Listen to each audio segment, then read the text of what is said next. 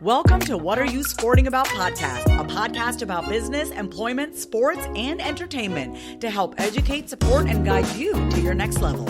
Here's your host, attorney Sivonni de Barros.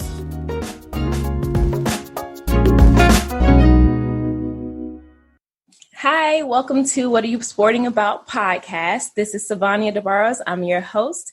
And today we have Omari J. Garrett with us, who is an esteemed mentor and athletic director. Welcome to the show this morning. Thank you. I'm happy to be here and just kind of share my experiences and talk with you. Absolutely. I'm excited. I'm super stoked to have you on the show. And we've already had our little side conversations previously. And I was really, really taken with you. And so I feel like you would be a great fit for this show. So let's just dive into it. Tell us a little bit about who Omari J. Garrett is and what got you in this line of mentorship or / athletic director. Wow. So it's been a journey. So I was born and raised in Chicago, grew up on the South Side, just was always into sports. My father and grandfather played sports. My father played in college at Illinois State, basketball. So it was just, always in me to be around sports. My mom was a teacher for over 30-something years. And so that was, naturally in me to be a teacher and sports from my dad. So it just felt like a natural fit for me to get into coaching and education at the same time. Because my mom is a teacher. Well, now she's a dean of students, but I think she's been teaching for 20 something years. And that wasn't even what she initially wanted to do. She went to UF, she graduated with honors, but her initial goals were to become a doctor. And she was substitute teaching on the side and fell in love with it. So now she's a teacher. Wow. So me and your mom have somewhat of a similar experience. Like my goal was I went to Norfolk State University and I majored in biology pre-med. So so my goal was to get into the medical field some way, but I wanted to get into like either athletic training, physical therapy, but really focus on athletes. Okay. Yeah. So that was my goal. After college, I didn't have the money to go back to school. Man. So I took a job in education as a teacher's aide or called Paraprofessional. And from that experience, I really realized that Black males in education is a necessity because there's so few of us. And there's so many young Black males especially in Chicago area and these public schools that don't come across a lot of Black male mentors. Yeah. So you definitely said a mouthful with that, because not only is there a need for adult Black male mentors in the education system, but there's a huge need for Black males who also can relate to these young sisters and brothers and really be a voice for them in a way, because when you don't grow up in the same areas as some of these kids, you don't know how they respond to certain things, And so if you can put a mentor in the same space with them who gets it, we can cut out a lot of the noise early on, instead of basically, something we're dealing with right now in this nation is victimizing Black boys, exactly. But if someone understood them and understood why they reacted a certain way that they did or said whatever they said, people will have enough love, in their heart and the need to really do the right thing to get at the root of what the problem may be. Exactly. Yeah, you stated it perfectly, because it's like you said, there's so many young Black males that, that don't know how to respond to certain things because of just kind of what they've been around. Exactly. They don't know how to express themselves, their thoughts and, their dreams and so forth, and it really takes people. And I was lucky to have that in my life with my family structure. You know, my dad, very influential. My grandfather was, you know, man, my hero.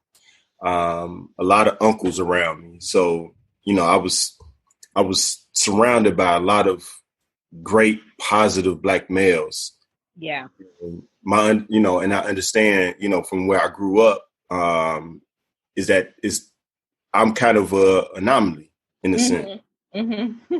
And, you know, and it was my thing, especially going into, taking that job right after school and being around a lot of young Black males and seeing that the experiences that they experienced was some of my friends and other family members' experience. It was like, all right, I got to kind of step in that gap and be that mentor, that support system, that, that person that can represent what they could possibly accomplish one day. Right. And that's a lot. That's a huge hat to wear. It really is. It's funny. Okay, so I have these little cousins that I absolutely adore, and they're basically, you know, my little nieces and nephews. But everything I do with them in mind. And sometimes it does feel heavy because I know whatever I'm doing or achieving, I'm not just doing it for myself, but I'm doing it for those who are going to come up after me. You know, because sometimes things would have been a lot more easier if there was someone who was already in this space that was a part of my family, or at least friends to the family, that could have just taken me under their wings and said, hey, come on, Sivonni, this is how you do this. This is how you do that. But being Black or brown, we don't necessarily have that luxury of being able to follow in the footsteps of someone. We're in this space where we're always the first ones to do something. And I mean, there is a level or certain amount of respect that comes with that. And it feels amazing, but it's so heavy. It's so heavy because then it's like, well, if I fail, I don't want them to think that they can't do it. Mm-hmm. Yeah. Yeah. And one thing I've learned over time is, like, sometimes you gotta, if you fail, let people know your experience of failing. Yeah. You know, be real about it and not, just use it as a learning curve. Yeah. So, I have no problem with it. And that was me learning over time, having no problem with failing. Yeah. I fail, but I always look at it as learning. Yeah. Yeah. And, just to express that, like, anytime I got in front of my students, I always told them to try. Like, you may fail, like you probably will fail, and that's no problem with that. But it's the learning experience that you get from that, so it won't happen again. Exactly. And it builds so much within you, so much character, and like keep you positive if you learn from that, instead of just saying, "All right, woe is me because I couldn't do this, so I can't do nothing else." Exactly. A young lady said yesterday, I was a part of this digital event, and she was saying one of the things that helped her in entrepreneurship is approaching every situation from a space of curiosity. So when you approach something by being curious, and when you fail, you're like, oh, well, let me figure out why. Here's the curiosity that's coming in. And the one thing that I responded to that was that's so awesome, because if you replace the fear with curiosity, then you don't really have the time to think about why you're scared about something, or why you're scared that you failed or will fail, because you're too busy trying to figure out why something is working or isn't working. I like that. I like that. Yeah, no, I was like, that's pretty deep. Yeah, that's a gem for me that I'm going to take with me. Well, that's good. Oh my gosh. So your background is absolutely amazing. And now you've actually have gotten some press on being a mentor. So tell us a little bit about that. So I know, just being in this pandemic, this is something that none of us ever experienced before. And I just know within my household, we, I don't want to say we all the way struggled with it, but there was some hard times. being trapped in, being not able to hug my mom, Right. just like little things like that can weigh on your conscience. Yeah. So after the first week, it was just dawned on me, all right, if I'm experiencing this, not understanding what's going on, how does my students feel about it? What are they thinking? So I wanted to make sure that I want to reach out. So I made calls, some I have text messages through Twitter, just checking in. Hey, how you doing? You need anything? You need to talk? We've had Zoom meetings with students, with groups of students, just to, give them a chance to just kind of just talk. Like it's not educational. And there was, even as a teacher and as an athletic director, a lot of times my conversations with students didn't have anything to do with school. It was really a lot on their interests and, sports and, just them and what they're going to do later in life. So I just took that approach, still being that mentor from far away, where they can just text me, hey, Mr. Garrett, how you doing? They check in on me too. Right. So, it was still that conversation, that's still that engagement back and forth that I'll have with, several students, because this is unprecedented times where, we don't know what's going to happen week to week. And I just wanted to make sure that mentally they're fine, and physically, that they're well. So I did actual workout videos. Oh, nice. And, okay. Yeah, I was sending that out, especially for my athletes, send that out to them to continue work out, stay healthy, send them in text messages, send them in emails, whatever way I could, just to, let them know, hey, even though we're in this pandemic, that doesn't mean that you have to stop, yeah, being great. That was always my thing. When the first school I taught at, the motto was, and it's forever stuck with me, excellence without excuses. Love it. That was the motto of the school. And I said, exactly. Yeah, that's awesome. I've never heard a model like that, but it's amazing because, we can all make so many excuses for why something happens or doesn't happen. But once you decide that you're going to remove those excuses, I mean, anything is achievable, because now you're not making an excuse for why something didn't happen. You're like, you know what? Screw that. Let me do this. On to the next. Yeah. That is so cool.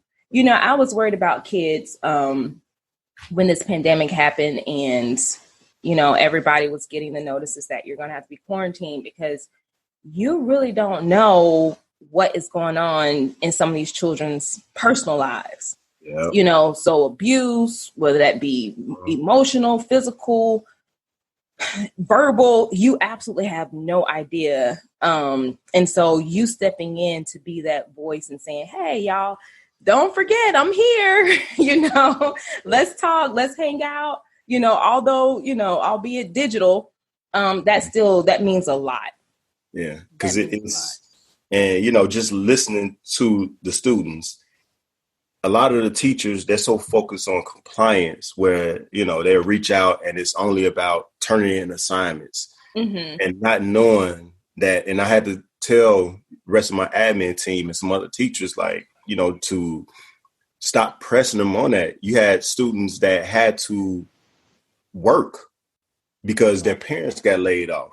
So now they're at work at 8 a.m. Yeah, they don't have time to jump in on the Zoom calls or turn in assignments and so forth, because they have to work. Now they're taking on responsibilities as a 16, 17, 18-year-old that you shouldn't have to at that point. But mom, dad get laid off or they're furloughed or whatever the case.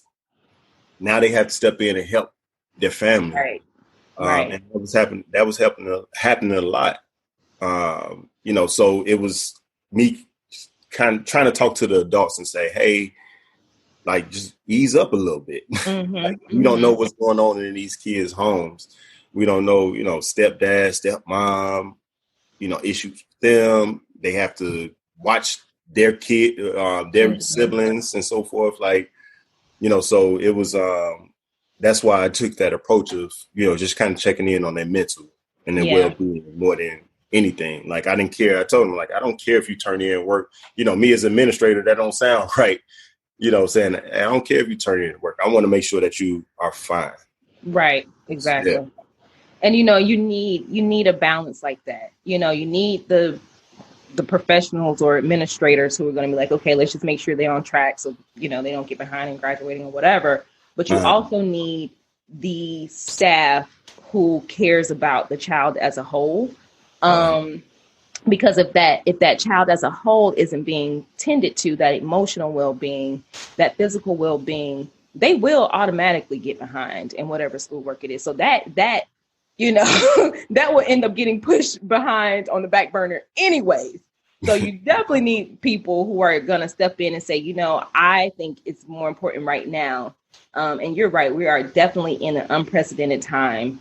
But it's necessary that we check in on our kids and make sure that they're fine, because, even adults are having a problem dealing with this. So I can only imagine for children who have not completely matured.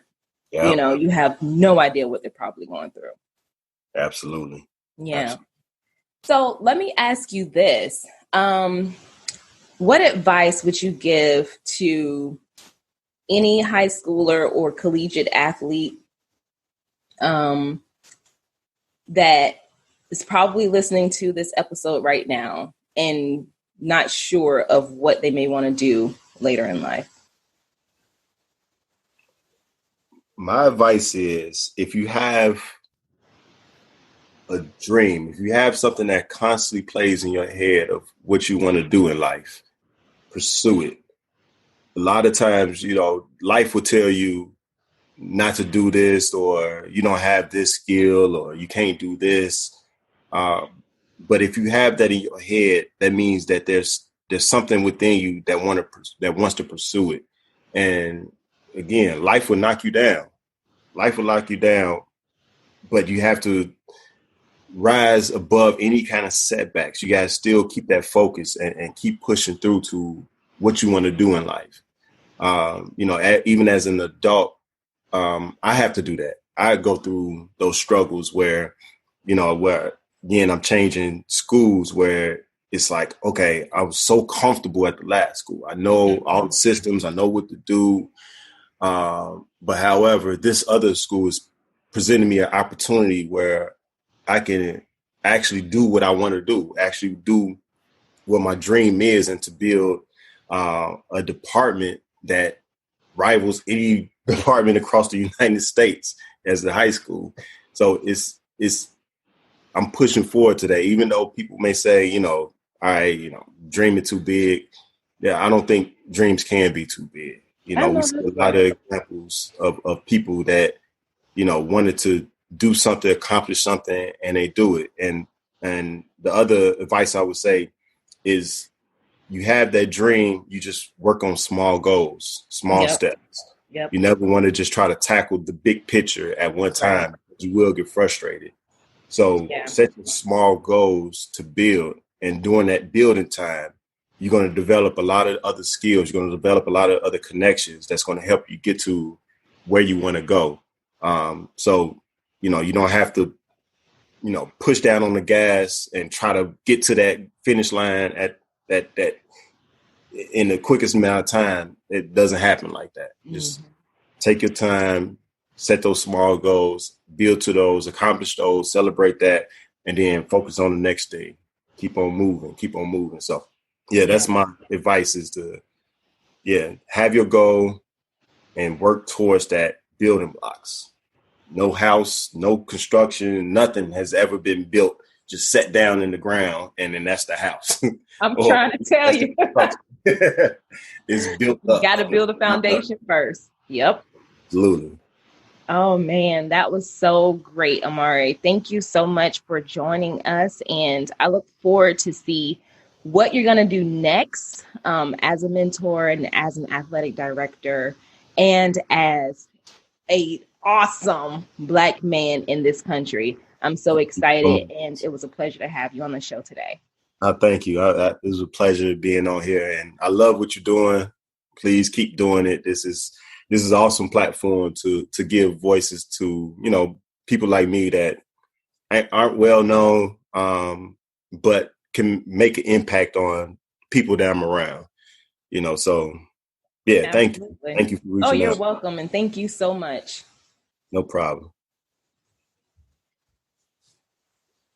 Thanks for joining us this week on What Are You Sporting About podcast. Make sure to visit our website, prosportlawyer.com, where you can subscribe to the show in iTunes, Stitcher, or whatever your favorite platform is, so you'll never miss a show. And while you're at it, if you found value in the show, we'd appreciate a rating on iTunes or iHeartRadio. Or if you'd simply tell a friend about the show, that would help us out too. If you like the show, you might want to check out our book, What Are You Sporting About? Attorney Sivonni DeBarros is available for private consulting at sldebarros.com. And remember, we're here to educate, support, and guide you in your journey to success, because we're all sporting about something.